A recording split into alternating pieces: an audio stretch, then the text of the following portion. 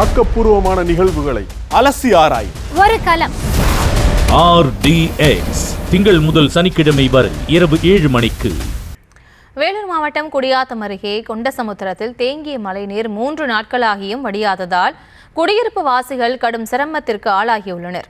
இது தொடர்பான விவரங்களோடு இணைகிறார் எமது செய்தியாளர் முரளி. முரளி, வணக்கம். மேலும் விவரம்.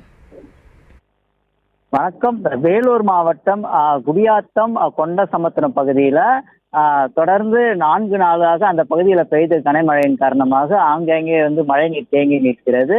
இதன் காரணமாக அங்கு ஒரு துர்நாற்றம் வீசக்கூடிய ஒரு நிலையும் இருந்திருக்கிறது. இந்த 4 நாட்கள் பெய்த மழையால் தண்ணீர் என்பது தேங்கி நிற்கிறது. அதை அதனை அப்புறப்படுத்த வேண்டிய மாவட்ட நிர்வாகம் இன்னும் அப்புறப்படுத்த முடியாமல் இருப்பதால் அங்குள்ள அந்த பகுதி மக்கள் மிகுந்த இன்னலுக்குள்ளாகி இருக்கிறார்கள். அவர்கள் கூறுகையில் இந்த பகுதியில் மழை காலங்களில் அதிக தண்ணீர் தேங்குவதாகவும் அந்த கொண்டசமுத்திர பகுதியில் அதிக அளவு இந்த மழை நீர், அதாவது கழிவு நீரோடு கலந்து தேங்குவதாகவும் சொல்கிறார்கள். இதனால் அதனை உடனடியாக அந்த மழை நீரையும் அந்த கழிவு நீர் கலந்த நீரையும் அகற்ற வேண்டும் என்று அவர்கள் கோரிக்கை விடுத்திருக்கிறார்கள்.